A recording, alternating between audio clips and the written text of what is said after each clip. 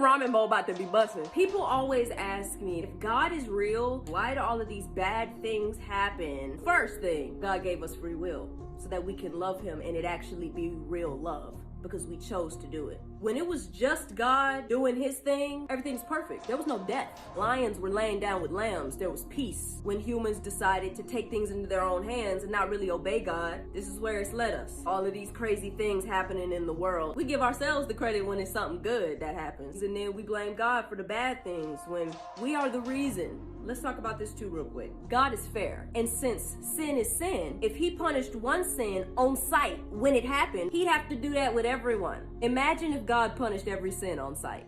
We'd all be dead. God wants everybody to make it to the kingdom. He wants us to come to him as we are. I'm gonna tell you a little secret. This building that I'm in right now built itself. Do you believe me? You don't? Why? Have you ever met the builder of this building? Seen the builder of this building? Do you know their name? Yet you believe someone built this building. Why?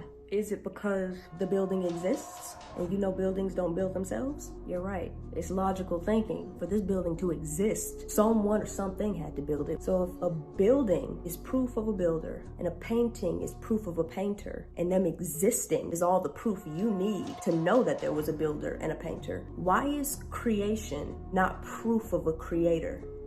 Why is the existence of water, trees, and birds, humans, why is the existence of us not proof enough when we cannot create any of these things? Science is not separate from God. It's not God or science. Science is the explanation of God's creation. Scientists tell you that God is not real, but science doesn't tell us that.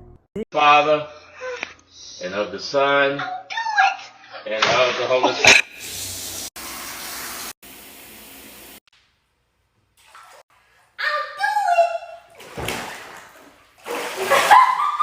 Brothers and sisters, do not slander one another. Anyone who speaks against a brother or sister or judges them speaks against the law and judges it. When you judge the law, you are not keeping it, but sitting in judgment on it. There is only one lawgiver and judge, the one who is able to save and destroy. But you, who are you to judge your neighbor? For people who know God and people who don't, none of us are in the position to judge each other.